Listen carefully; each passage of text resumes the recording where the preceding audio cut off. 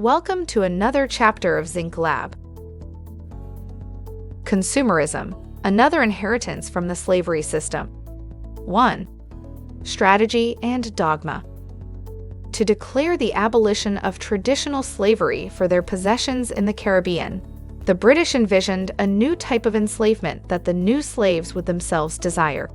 On 10 June 1833, Rigby Watson, a member of Parliament, clearly summarized this idea, quote, "To make them labor and give them a taste for luxuries and comforts, they must be gradually taught to desire those objects which could be attained by human labor."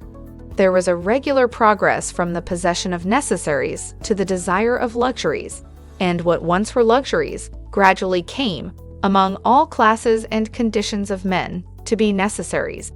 This was the sort of progress the Negroes had to go through, and this was the sort of education to which they ought to be subject in their period of probation.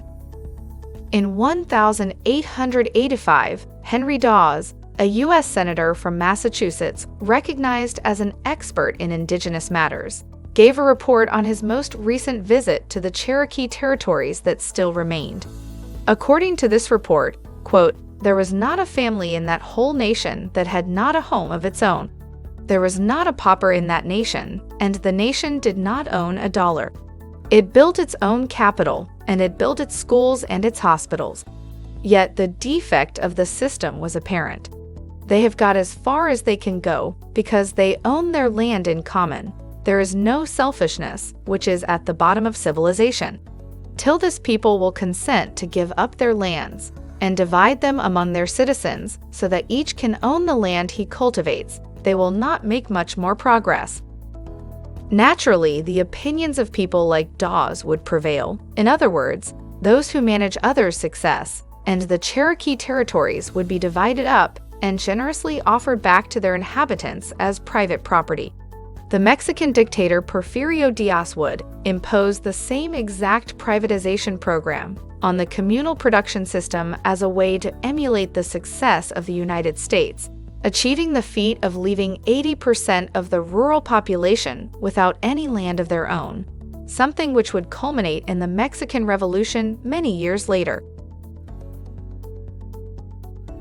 In 1929, Samuel Crowther, the journalist and prized asset of the United Fruit Company, and Henry Ford's friend, reported that in Central America, quote, "People only work when they are forced to. They are not used to it because the land gives them what little they need. However, the desire for material things is something that must be cultivated. Our advertising is slowly having the same effect as in the United States, and it is reaching the mozos. For when a periodical is discarded, it is grabbed up, and its advertising pages turn up as wallpaper in the thatched huts. I have seen the insides of huts completely covered with American magazine pages, and with the timetables and folders issued by our railroads. All of this is having its effect in awakening desires." Samuel Crowther viewed the Caribbean as the lake of the U.S. empire, which protected and guided the destiny of its constituent countries towards glory and universal development. The political defeat of the pro-slavery Confederacy around this time was avenged by various cultural and ideological victories, all passed by unnoticed. In record timing, hundreds of monuments to the defeated heroes were erected. Films were made idealizing the proponents of slavery, and the theories about a superior race in danger of extinction flooded the desks of politicians and army generals. One of these secret victories consisted in idealizing the masters and demonizing the slaves. In modern terms, the owners and the salaried workers. For that reason, in the many generations that were to follow, the United States would celebrate Memorial Day in memory of the casualties of war and Veterans Day in honor of the former soldiers, in many cases imperialist wars, all in the name of defense and of freedom, a carbon copy of the rhetoric of the Southern slave owners who forayed into indigenous, Mexican, and overseas territories and created the new American empire. Memorial Day is an abstract title. Veterans Day is overtly literal. For the workers, there would be no Workers' Day. Even less likely was 1st May, the day on which the whole world would remember the massacre of those workers in Chicago who demanded their right to an 8-hour workday just like the rest of the country. To forget this inconvenient detail, President Grover Cleveland would formalize Labor Day in September, nearly the polar opposite of May, as if there were work without workers. This would mean yet another hidden victory for the slave owners defeated in the American Civil War. Not only are Black Americans, the poor, those below, and those that work all idle inferior, and in the words of future American President Theodore Roosevelt, quote, perfectly stupid. They are also the perfect threat, especially on account of their numbers, especially for their habit of proposing unions. The masters, white Americans, those above, those sacrificed at the Champagne altar, they are the ones who create employment with their investments. They are the ones who, every so often, must be protected by who they protect. Churches, the police, and military forces. In the U.S., with the cult of the veteran who protects our liberty, and in South America, with the soldiers who fix democracy's mistakes with bloody dictatorships. In the eyes of the old slave-owning tradition, the masters of what was gone with the wind yet always returns, those who are really responsible for progress, stability, peace, and civilization, are the plantation owners and the industry businessmen. In short, all those who control and immediately benefit from the hegemonic system. They are the chosen elite of the people, and they represent everything that the dirty and illiterate slaves, and then the salaried white workers from the poorer parts of Europe, want to destroy. The origins of consumerism as an alternative expression of slavery were rapidly hidden by apparent defeats, such as in the American Civil War. After the trauma of the Nazis in the admired Germany of Adolf Hitler, the colonial powers of the Northwest, the rear guard, and the guarantors of such transnationals as the United Fruit Company, Standard Oil, ExxonMobil, Chevron, BP, Shell, Nestle, Ford, Pepsi, etc., abandoned the old rhetoric justifying their invasions and interventions for the racial inferiority of the different Black and Mestizo countries. While the colonial powers were distracted by war, a handful of South American countries, from Argentina to Guatemala, restored their democracies. That was until the new help from Washington would end up imposing a new wave of dictatorships, and the carrot of consumerism would impose itself upon every other dimension of human life as an act of faith, an incontrovertible dogma. 2. Micropolitics and demobilization. During the Cold War, the victorious Northwestern powers deleted the word blacks, mostly the N-word, from their discourse and substituted it for communists. The advantage of this linguistic maneuver was that it could be applied to anyone, at will, without the color of their skin being an issue.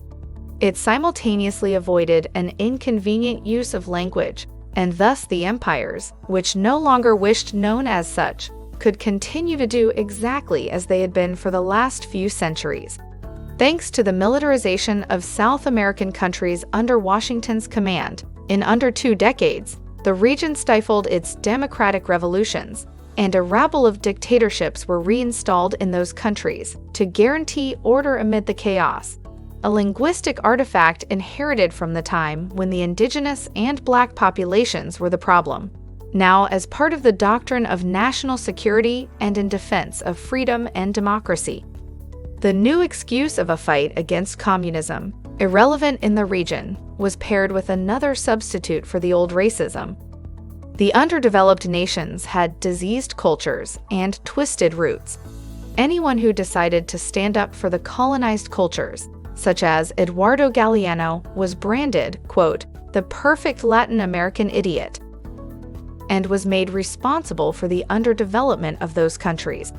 Even the repeated argument from the old-school expansionist days of the United States, the continued self-victimization of, "They attacked us first, we were forced to defend ourselves," was hurled over the colonized like yet another bombing campaign, as if the colonized had a mental illness. The underdeveloped, the poor, they are like this because they victimize themselves. not so much as a word on the imperialism, the multiple military and economic interventions, the embargoes, and the exploitation, however. In the United States, the Hispanic community was not even allowed their own Malcolm X. Anyone who came from a distance, anyone who thought differently and dared publish it was demonized as a communist or anti-American. The colored hybrids were indoctrinated by discourses about success, freedom, and democracy, without it mattering that the large majority of them never experienced either. Instead, they received a handful of dogmatic and propagandistic ideologies, brimming with hatred towards their brothers and sisters, that stayed in the banana republics, with more hatred for the poor from the South. The illegal aliens who want to invade this great nation. It was not always this way. A century ago, the United States was home to organizations such as the American Anti-Imperialist League, which protested against the invasions of Cuba and the Philippines, even adopting a stance in favor of Augusto Sandino in Nicaragua. Among the ranks of the anti-imperialists were writers such as Mark Twain, feminists like Jane Addams, and even a millionaire like Andrew Carnegie. More recently, the Vietnam War provoked diverse protests and mobilizations that did have a certain degree of impact, but they were quickly neutralized by the reactionary neoconservatives under the force of millions of dollars and a powerful network rooted in big corporations, various churches, and the government. Presently, these movements have all but ceased to exist, despite the fact that the mobilizations demanding greater racial justice have increased. One factor has been the demobilization of the international consciousness. As the boxer Muhammad Ali summarized in his time, quote, "Why should they ask me to put on a uniform and go 10,000 miles from home and drop bombs and bullets on other innocent brown people in Vietnam, while so-called Negro people in Louisville are treated like dogs and denied simple human rights?" On the contrary, there are rappers who now sell a convenient rebellions of cocaine and toxic obscenities, who do nothing but boast in their songs about how they have millions of dollars and how the losers have nothing. It almost has the whiff of another multi-million-dollar campaign by U.S. intelligence services in the oeuvre of those we already know so much about. Now, the anti-racist campaigns in the United States do not organize marches or protests against the international racism of the global powers that interfere at will in weaker nations, as if everything had been resolved. This divorce is strategic, just like the fragmentation of society and of thought, distracted in the problems of micropolitics. This is not new. Shortly before the American Revolution, the governors were clear in their minds, and they wrote it in their letters, to avoid the dangerous continued coexistence and shared workplaces of the poor black, indigenous, and white people. Hatred was bred between the races. This way, the poor whites could see the skin color of their neighbors more clearly than they could the oppressive social conditions to which both were subjected.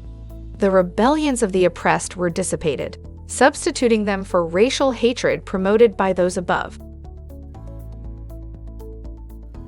The other strategy, curiously planned out in this case, consisted in hijacking legitimate demands. In the 19th century, Rebecca Latimer Felton, a feminist, educator, and senator for 24 hours in 1922, advocated the lynching en masse of Black Americans so that they would not tempt the country's fair white maidens. In the 20th century, Edward Bernays, the publicist and manipulator of public opinion, hijacked the feminist movement to sell cigarettes with his torches of freedom. More recently, Washington advocated for and financed previously dangerous indigenous movements, this time in opposition to disobedient governments, such as those in Ecuador and Bolivia. In the rest of the continent, the CIA hijacked rebel movements, financing free unions, collectives of dissident students, center-left books and media outlets, and university courses to produce responsible leaders. The same strategy of divide and hijack continues to take place today in rebel groups. To resolve the historical racial conflict, global inequality, which was historically sustained by racism, but always served the interests of the lightest skin colors, is discarded without a second thought. One aspect of the rhetoric of white supremacy was substituted for nationalist hate. Micropolitics causes the right to use this or another bathroom. Support for a black mathematician discriminated against in NASA. Homosexuals' right to be in the army are usually legitimate and necessary, but they have lost all global consciousness and any semblance of a general framework that incorporates their legitimate demands. Consumerism is another fragmentation and restricting of thoughts, emotions, and desires within a narrow framework. Not only does it prevent thinking about the suffering of other nations, it also prevents any kind of individual change within those nations that supposedly benefit from this poison, as it is primarily an addiction that numbs the senses. Similarly, international racism and classism are reproduced in forgotten catastrophes, such as the oil spills in poor countries in Africa or in South America. They are reproduced in the public opinion's amnesia about the destruction of the environment due to climate change, caused by the global powers and suffered, above all, by poorer countries. They are reproduced in the hatred for those displaced by wars, by cozying up to dictatorships, and by an economy that discards human beings when they are no longer profitable. They are reproduced in the perennially convenient hatred among those below, who do not reach the glorious consumption promised by the dogma and the advertising.